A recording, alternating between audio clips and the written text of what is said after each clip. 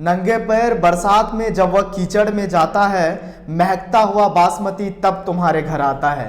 नमस्कार, आदाब, सत श्री अकाल, जय भीम, जोहार। आप देख रहे हैं एनएन का स्पेशल प्रोग्राम प्राइम टाइम खबर और मैं हूं आपके साथ सद्दाम करीमी। आज मैं अपनी प्राइम टाइम खबर की शुरुआत एक कड़वी लाइन से करना चाहता हूं। अपनी जगह से 1 इंच भी मत हिलना किसान भाइयों।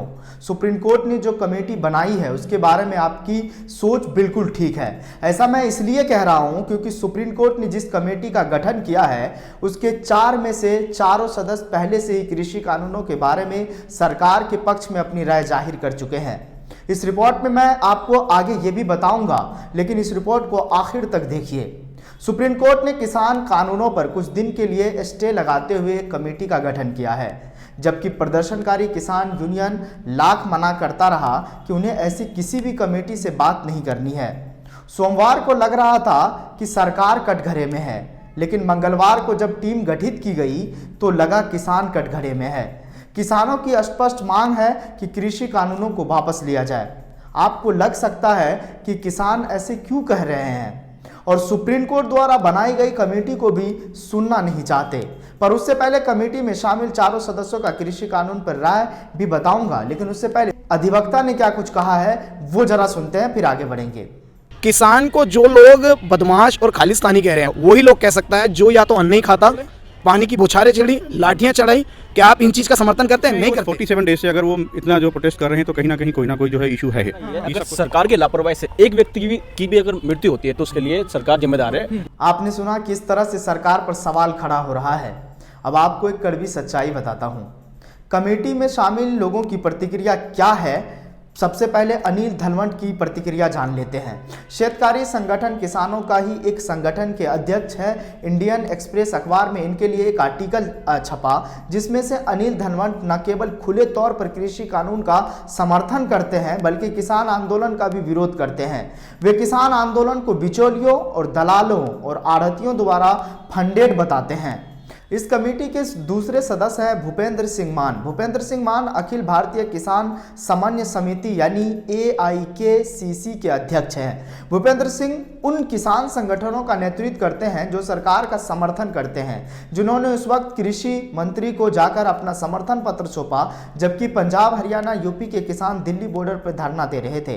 भूपेंद्र सिंह न केवल कृषि कानून का समर्थन करते हैं बल्कि 14 दिसंबर के दिन वे कृषि भवन में कृषि मंत्री नरेंद्र सिंह तोमर से जाकर मिलते हैं और उन्हें कृषि कानूनों को लागू करने के लिए एक पत्र भी सौंपते हैं। इसे लेकर द हिंदू में बाकायदा एक आर्टिकल है जो आपको हम दिखा भी रहे हैं। तीसरे है प्रमोद जोशी। प्रमोद जोशी ने हरिभूमि नाम के अखबार में 13 दिसंबर के दिन आखिर कैसे टूटे गतिरोध नाम से अपना एक ओपिनियन छापा, जिसमें वे कृषि कानूनों का स्वागत करते हैं और किसानों को कृषि कानून के फायदे समझाने की सलाह देते हैं। प्रमोद जोशी ने फाइनेंस एक्सप्रेस में एक आर्टिकल लिखा था जिसमें उन्होंने कहा था कि किसानों की कृषि कानून को वापस लेने वाली मांग विचित्र है। 15 दिसंबर के दिन लिखे इस आर्टिकल में प्रमोद जोशी किसान आंदोलन के खत्म न होने का कारण किसानों को ही मानते हैं, न कि सरकार को। इस आर्टिकल में प्रमोद जोशी कहते हैं कि यह दुखद है कि किसान आंदोलन अभी तक खत्म नहीं हुआ, जबकि केंद्र सरकार का रुख इस मसले पर सकारात्मक और किसानों की जेन्युइन मांगे मानने के लिए तैयार है। गौ कनेक्शन नाम समाचार पोर्टल पर पत्रकार मिथिलेश कुमार धर द्वारा लिखे गए एक आर्टिकल में भी प्रमोद जोशी ने एंटी MSP व्यू दिया है, जो कि किसानों की सबसे प्रमुख मांग है। इस कमेटी के चौथे सदस्य हैं कृषि वैज्ञानिक अशोक गुलाटी, जिन्होंने कुछ दिन पहले इंडियन एक्सप्रेस में कृषि बिल के समर्थन में एक बड़ा सा आर्टिकल लिखा था। उसमें उन्होंने कृषि बिल का समर्थन करते हुए लिखा था कि मैं सरकार के इस कदम का स्वागत करता हूं। अशोक गुलाटी ने 7 दिसंबर को इंडियन एक्सप्रेस पर एक आर्टिकल लिखा जिसमें MSP को एक ट्रैप बताते हैं और उसमें बाहर निकलने की बात करते हैं। 12 अक्टूबर को लिखे अपने आर्टिकल में गुलाटी कृषि कानून को ऐतिहासिक निर्णय बताते हुए सरकार का समर्थन करते हैं। अब सवाल यह है कि किसान आंदोलन पर आरोप लगाने वाले, किसान आंदोलन की मांगों को विचित्र बताने वाले, एंटी MSP व्यू देने वाले, कृषि कानूनों के समर्थन में रैलियां निकालने वाले, कृषि कानूनों पर सरकार के समर्थन में ज्ञापन देने वालों को न्यूट्रल कैसे मान लिया जाए? कैसे मान लिया जाए कि वे किसानों के प्रति इतना पूर्वाग्रह रखने के बाद भी किसानों के प्रति ईमानदार रहेंगे। ये कितने गजब की बात है कि कमेटी में 4 मेंबर चुने गए हैं, 4 के चारों कृषि आंदोलन का विरोध करने वाले और सरकार का समर्थन करने वाले हैं। क्या न्यायपालिका को इतना भी पता नहीं था कि वो जिन लोगों को कमेटी के लिए चुन रही है वे सब के सब कृषि कानूनों के समर्थक रहे हैं?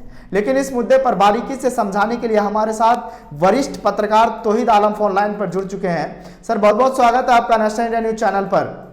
सबसे पहले तो मैं आपका और आपके चैनल नेशनल इंडिया न्यूज़ का शुक्रिया अदा करना चाहता हूं कि आपने इतने महत्वपूर्ण मुद्दे पे मुझे बोलने के लिए मौका दिया।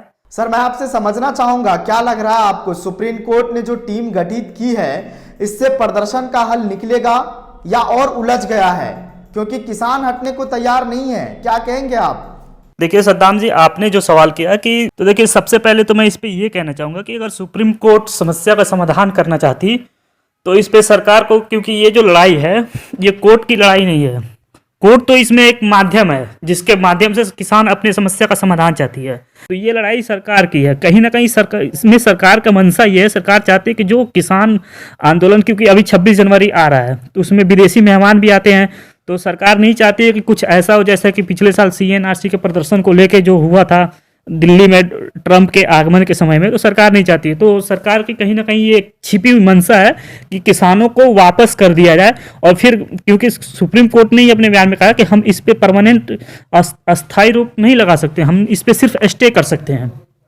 तो फिर कुछ दिनों के बाद फिर ये लागू कर दिया जाएगा। तो फिर किसानों को फिर से अपना वो करना, आंदोलन के लिए फिर से किसानों को संगठित होना पड़ेगा, जो कि मुश्किल होता है। तो किसानों का ये कहना है कि जब हम एक जगह जब बैठ चुके हैं तो हम जब तक ये कानून नहीं वापस होता है तब तक हम उठेंगे नहीं, हम वापस नहीं जाएंगे।